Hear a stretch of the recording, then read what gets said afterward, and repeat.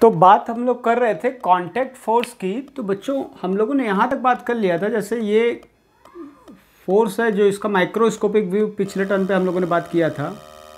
तो microscopic view की बात किया जाए तो ये हम माइक्रोस्कोपिक व्यू सीधा सीधा यहाँ पे बनाए अगर नीचे वाले ऑब्जेक्ट का, अर्थ का, तो अगर हम देखो इसके दो कंपोनेंट होंगे। कांटेक्ट फोर्स, ये कांटेक्ट फोर्स है आर को, देखो सारे कांटेक्ट फोर्स जैसे मतलब यहाँ पे ऐसे लगेगा, यहाँ पे कांटेक्ट है तो ऐसे लगेगा। छोटे छोटे कांटेक्ट फोर्सेस का एक्यूमुलेट वैल्यू जो होगा, एग्रीगेट वैल्यू, उसे आर रिजल्टेड ये आया। तो इसके दो कंपोनेंट होंगे, एक एन और एक एफ। इसे नॉर्मल रिएक्शन बोलते हैं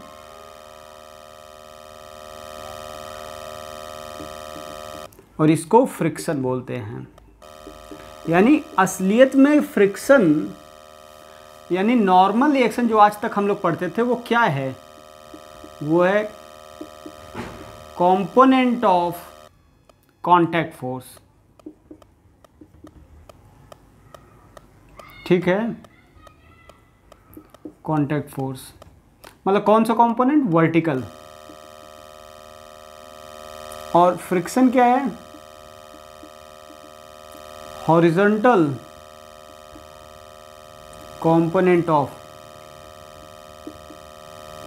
कांटेक्ट फोर्स। ठीक है, तो ये दोनों ही एक तरीके से कांटेक्ट फोर्स है। अगर आप फोर्स इधर अप्लाई कर रहे हो तो फ्रिक्शन उसको अपोज करने के लिए, अगर आप फोर्स ऐसे लग रहा है, अगर आप इधर खींचने की कोशिश कर रहे हैं तो फ्रिक्शन इधर अपोज करेगा, चाहेगा कि ना चले। और अगर आप ब्लॉक रखे हो,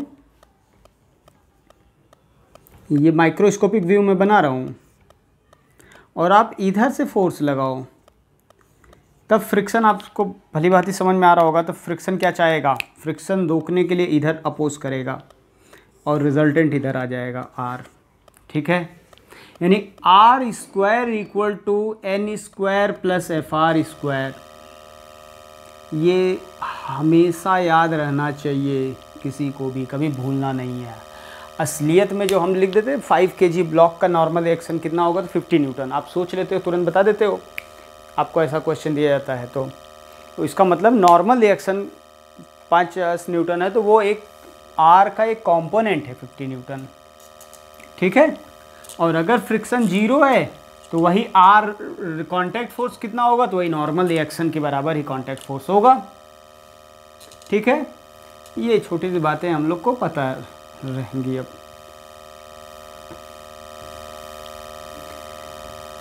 तो बच्चों हम लोग ब्लॉक कोई भी हो, किसी भी कांटेक्ट फोर्स, आपको पता है कि कभी भी कहीं भी दो सरफेसेस का कांटेक्ट है तो कांटेक्ट फोर्स होगा। ये एक अलग बात है कि हॉरिजॉन्टल कंपोनेंट होगा कि नहीं होगा, ये अलग बात है। वर्टिकल कंपोनेंट होगा कि नहीं होगा, ये अलग बात है। कांटेक्ट फोर्स होने के लिए कांटेक्ट होना जरूरी है, जहाँ कांटेक्ट होगा वहाँ कांटेक्ट फोर्स होगा। अच्छा, दो प्रकार की पॉसिबिलिटी हो सकती है, यानी जहाँ कहीं भी कोई ऑब्जेक्ट रखा है तो समझ लो कांटेक्ट फोर्स है। अब दो पॉसिबिलिटी हो सकती है, ब्लॉक कहीं भी रखा हो तो एक तो हो सकता है रेस्ट में हो ब्लॉक, जैसे ये ब्लॉक रखा है, सिंपली रखा है। और एक ऐसा भी होता है, आप लोग देखते होंगे कि ब्लॉक तो रखा है, मैं फोर्स अप्लाई किया हुआ हूं फिर भी वो रेस्ट में है। मतलब इतना सा, कई बार आप देखो ना यार, बहुत सारे बड़े बड़े हैवी ऑब्जेक्ट्स होते हैं। जैसे मान लो आपके सामने मैं एक करके दिखा रहा हूँ, मेरे पास मान लो ये ब्लॉक है, ये चलो ठीक है, ये ब्लॉक है, ठीक है ना, इसको ब्लॉक मानो। हम थोड़ा सा फोर्स लगाए तो ये नहीं चलता है, थोड़ा सर्टेन वैल्यू, थोड़ा सा फोर्स लगा दे, बहुत हल्का सा फोर्स लगाए, नहीं चल रहा है। अब असलियत में बात किया जाए तो इस पे नॉर्मल रिएक्शन एक वर्टिकल लग रहा होगा, अभी तक की पढ़ाई के अनुसार वर्टिकल वेट नीचे, तो हॉरिजॉन्टल में कोई फोर्स है नहीं। न्यूटन के अकॉर्डिंग अगर हम हॉरिजॉन्टल में हल्का सा भी फोर्स लगाएं तो चलना चाहिए, तो हल्के में तो चल नहीं रहा है। इसका मतलब है कि हमें कोई फोर्स है जो अपोज कर रहा है मोशन का, उसे क्या कहते हैं, फ्रिक्शन फोर्स कहते हैं। जो मोशन का अपोज करे उसे क्या कहते हैं, फ्रिक्शन फोर्स कहते हैं। तो यहाँ पे कोई एक्सटर्नल टेंडेंसी है क्या? इसमें टेंडेंसी नहीं है।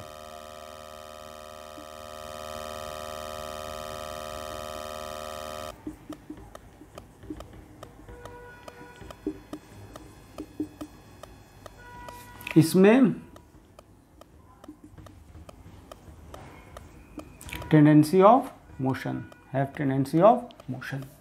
तो फ्रिक्शन अपोज करेगा, टेंडेंसी है। तो अब आप खुद सोचो कि कॉमन सेंस की बात है यार, कि एक ऑब्जेक्ट पे मैं इधर फोर्स लगा रहा हूँ, still block is in the state of rest, then we can conclude that there must be some force which opposing the external applied force.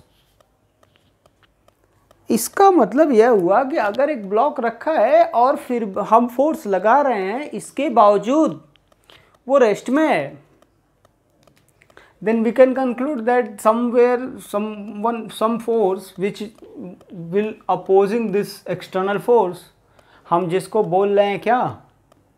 Frictional force. बोलो बच्चों। और इसमें तो कोई टेंडेंसी नहीं, कोई फोर्स ही नहीं लग रहा है, तो फ्रिक्शन भी नहीं रहेगा। फ्रिक्शन अपने आप क्यों आएगा? फ्रिक्शन का काम क्या है? दो सरफेसेस को कांटेक्ट में रखना, साथ साथ रखना, बस। अब यहाँ पे फ्रिक्शन नहीं होता तो चल पड़ता, तो इसलिए फ्रिक्शन है। एक ये पॉसिबिलिटी हो सकता है मोशन में रहे ब्लॉक, दो कांटेक्ट में रखे हुए ब्लॉक के बीच दो, बस ये रेस्ट में रहे, एक ये मोशन में रहे। जब भी ब्लॉक मोशन में रहेगा, ध्यान से समझिएगा, कहीं भी ब्लॉक अगर कोई वेलोसिटी है तो पक्के तौर पे वेलोसिटी के अपोजिट, क्योंकि देखो कसम खा के मत चलिएगा कि वेलोसिटी के अपोजिट ही रहेगा। स्लिपिंग देखो कैसे हो रहा है, नीचे वाले सरफेस के ऊपर, इसका वाला सरफेस नीचे, ब्लॉक का सरफेस नीचे वाले ग्राउंड के ऊपर ऐसे स्लिप करते हुए जा रहा है ना, तो कौन जा रहा है? ऊपर वाला जा रहा है। तो ऊपर वाले को रोकना चाहेगा ना फ्रिक्शन, तो फ्रिक्शन इधर लगेगा। ठीक है। तो ये जब मोशन में हो ब्लॉक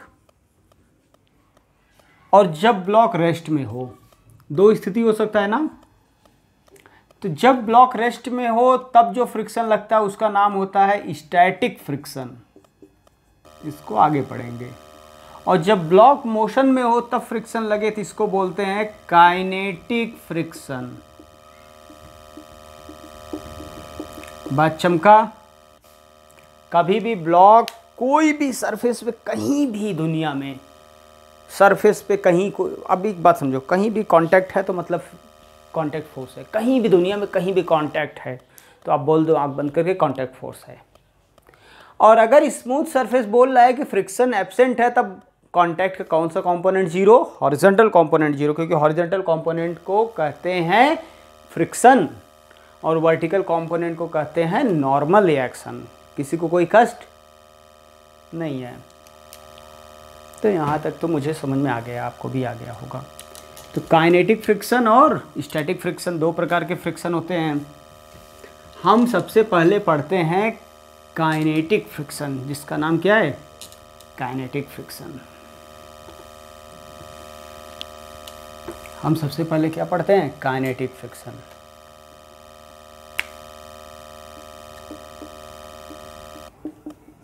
काइनेटिक फ्रिक्शन, ये kinetic friction is a force, and we know that force is a vector quantity, that's why contact friction force will have magnitude as well as direction both। तो हमें इस बात समझ में आना चाहिए, इसके बारे में दो चीज़ समझना है। एक तो काइनेटिक फ्रिक्शन के बारे में, ये डायरेक्शन भी होगा इसके पास और मैग्नीट्यूड भी होगा। तो मैग्नीट्यूड की चर्चा थोड़ा बाद में करते हैं, पहले डायरेक्शन की चर्चा करते हैं, ठीक ना। डायरेक्शन किधर होगा इस पे चर्चा डिटेल में करते हैं। इसके पहले काइनेटिक फ्रिक्शन कब आएगा? कंडीशन, काइनेटिक फ्रिक्शन कब लगेगा? पहले condition, when there is a relative motion between the contact surfaces.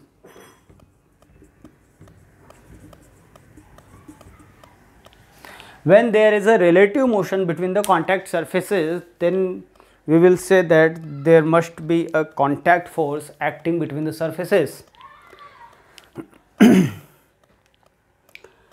Relative motion बहुत इंपॉर्टेंट बात है। जब भी रिलेटिव मोशन हो रहा होगा तभी कांटेक्ट सरफेस फ्रिक्शन आएगा, अदरवाइज फ्रिक्शन नहीं आएगा।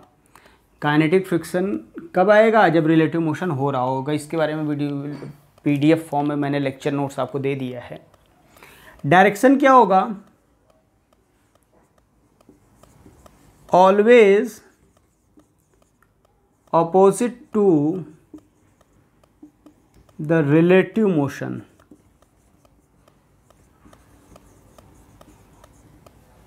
Always opposite to the relative motion. जैसे कि एक सरफेस ये, एक सरफेस ये दोनों साथ साथ चल रहे हैं। दोनों सरफेस को बस देखो, कोई रिलेटिव मोशन हो रहा है? नहीं हो रहा है। अब देखो, ऊपर वाला तेज़ी से चले, नीचे वाला कम तेज़ी से चले, तो ऊपर वाला ऐसे आगे निकल जाएगा, ये थोड़ा कम चलेगा। देखो ये थोड़ा कम चला, यहाँ से दोनों बराबर दूरी पे। नीचे वाला थोड़ा कम चलेगा, आगे वाला थोड़ा ज़्यादा चल जाएगा। तो आपको ध्यान से देखो तो क्या नीचे वाले के, अगर ऊपर वाला ज़्यादा तेज़ी से चल रहा है तो नीचे वाले के ऊपर स्लिप करता हुआ दिखाई देगा ऊपर वाला। तो अगर ऐसा सिचुएशन बन रहा है तब रिलेटिव मोशन आएगा, तब फ्रिक्शनल फोर्स आएगा। और अगर नहीं स्लिप कर रहा है तब काइनेटिक फ्रिक्शन नहीं आएगा। फ्रिक्शन आएगा कि नहीं वो बात की बात है। काइनेटिक फ्रिक्शन ही नहीं आएगा अगर रिलेटिव वेलोसिटी 0 है। याद रखने योग्य बातें। तो हम चर्चा करते हैं थोड़ा सा डायरेक्शन। तो पहले डायरेक्शन की चर्चा कर लें, मैग्नीट्यूड बाद में करेंगे। देखो बच्चों, आपके सामने जैसे ये रहा, ये 2 मीटर पर सेकेंड से चल रहा है, ये ग्राउंड है, ठीक है। बताओ काइनेटिक फ्रिक्शन का डायरेक्शन क्या होगा? तो डायरेक्शन समझो। इस वाले सरफेस, ब्लॉक का लोअर सरफेस देखो, ब्लॉक का सरफेस देखो, और नीचे वाला ग्राउंड का सरफेस देखो, दोनों को अलग अलग देखो। ये सारे पार्टिकल्स, अगर आप चीटा बन के किसी एक सरफेस पे बैठ जाइए, चीटा बन के किसी एक सरफेस पे बैठ जाइए, तो क्या आप बोलोगे कि इस सरफेस पे बैठोगे तो आपको दिखाई देगा कि ये वाला सरफेस आगे निकल रहा है 2 मीटर पर सेकंड से? ठीक है ना, 2 मीटर पर सेकंड से ये वाला सरफेस आगे निकल रहा है। आप चीटे को तो यही दिखाई देगा। तो फ्रिक्शन चाहेगा कि दोनों लोग साथ साथ रहें। साथ साथ रखने के लिए इसको कहेगा कि तुम रुको, और इसको कहेगा कि तुम आगे बढ़ो जल्दी से बराबर पहुंचने के लिए। दोनों पे फ्रिक्शन लगेगा, एक्शन रिएक्शन में लगता है। ठीक, डायरेक्शन समझ में आया? इसी बात को लेके हम आपको एक क्वेश्चन और कराएं।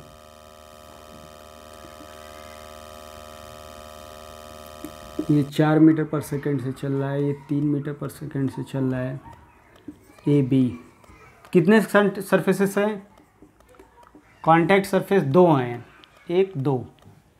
दोनों में फ्रिक्शन बताना। चलो ए ब्लॉक को पहले बना लिया जाए, बी ब्लॉक को बना लिया जाए, ग्राउंड बना लिया जाए। A B and ground. तो पहले देखो ये वाला सरफेस, जब बच्चों काइनेटिक फ्रिक्शन की सवाल आए, काइनेटिक फ्रिक्शन कब होगा? When body is in the state of motion. याद रखना, काइनेटिक फ्रिक्शन कब होगा? When body is in the state of motion. Kinetic friction कब होगा? When body is in the state of motion. जब मोशन नहीं दिखाई दे तो काइनेटिक फ्रिक्शन की चर्चा ही नहीं करनी है। काइनेटिक फ्रिक्शन की चर्चा ही तब करेंगे जब बॉडी मोशन में होगा। तो ये बॉडी मोशन में है, ये भी बॉडी मोशन में है। एक एक सरफेस को ध्यान से देखो। सबसे पहले इस सरफेस पे बात करते हैं, इस वाले पे नहीं, एक साथ पूरे को नहीं देखते। इस सरफेस को बहुत ध्यान से, बस इतने को देखो, इतने पार्ट को देखो। इतने पार्ट को देखना है तो किसी एक पे बैठ जाओ। ये वाला 4 से चल रहा है, ये वाला 3 से चल रहा है। और अगर आप चीटा बन के इसी पे बैठ जाओगे तो क्या नीचे वाले के ऊपर वाला स्लिप करता हुआ आगे बढ़ता हुआ दिखाई देगा? क्योंकि ऊपर वाला ज़्यादा तेज़ी से चल रहा है, नीचे वाले के ऊपर ऊपर वाला आगे बढ़ता हुआ दिखाई देगा। तो फ्रिक्शन कहेगा तू किधर जा रहा है, तो इसको रोकेगा, एफ के ऊपर वाले को पीछे खींचेगा, क्योंकि बोलेगा कि भाई तुम बराबर चलना है, ये ज़्यादा तेज़ी से भाग रहा है आगे 4 से, तो इसको कहेगा तुम रुको, तुम आगे चल रहे हो। इसको कहेगा तुम आगे बढ़ो, क्योंकि तुम धीमे चल रहे हो। ये तरीका हो गया। ठीक, इस वाले सरफेस को फोकस करो। अब इस वाले सरफेस को देखोगे तो ये वाला सरफेस इधर चल रहा है 3 मीटर पर सेकंड से, तो इस वाले सरफेस को बस देखना है, तो ऊपर वाला सरफेस नहीं देखना है, इसको देखो बस। तो इसको कहेगा तुम तो आगे जा रहे हो और ये वाला सरफेस रुका हुआ है, तो इसको रोकेगा, कहेगा रुको भाई, तुम से कहेगा तुम आगे बढ़ो। इसको अलग बोल दो Fk1, इसको Fk2। ये तरीका हो गया, देखो। ठीक है, काइनेटिक फ्रिक्शन का डायरेक्शन निकालने अपने को आ गया। बहुत आसान है बच्चों डायरेक्शन बताना काइनेटिक फ्रिक्शन का, जैसे कह रहा हूँ वैसे ही करना है।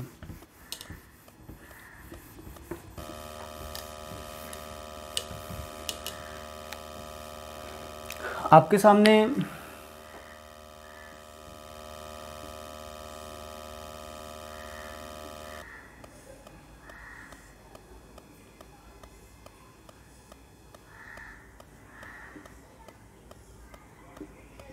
ABCD 1 मीटर पर सेकेंड,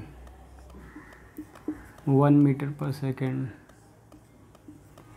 2 मीटर पर सेकेंड, 1 मीटर पर सेकेंड। चलो फ्रिक्शन बताना है, कितने सरफेस हैं, 1 2 3 4, चारों को बताना है। तो चलो सबको अलग अलग पहले बना लो। ABCD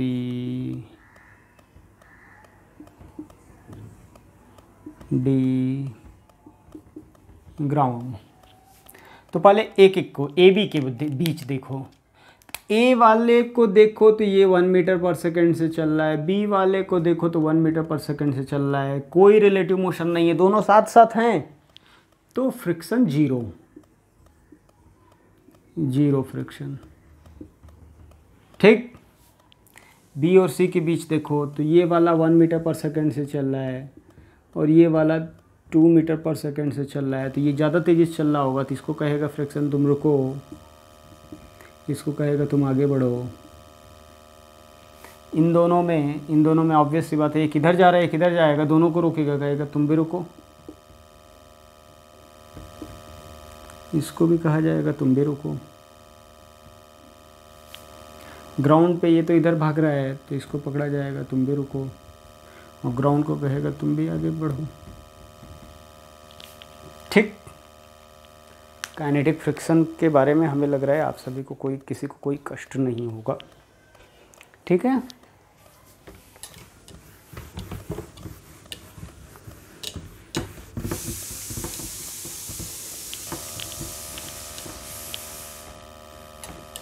जैसे कि मैं आपको एक और आखिरी क्वेश्चन करा दूं इस पे। 5 न्यूटन का फोर्स लग रहा है, वेलोसिटी है 1 मीटर पर सेकेंड, काइनेटिक फ्रिक्शन बताओ। तो भाई हमें फोर्स देखना ही नहीं होता, हमें वेलोसिटी से डिसाइड करना होता है। मोशन है ना, तो फोर्स कुछ भी रहे उससे कोई मतलब नहीं, फ्रिक्शन इधर लगेगा एफ के, ग्राउंड का फ्रिक्शन इधर लगेगा एफ के, बस हो गया काम। हमें फोर्स से कोई लेना देना नहीं है। ठीक, वेलोसिटी के अपोजिट। ठीक है, आज के लिए बच्चों इतना ही।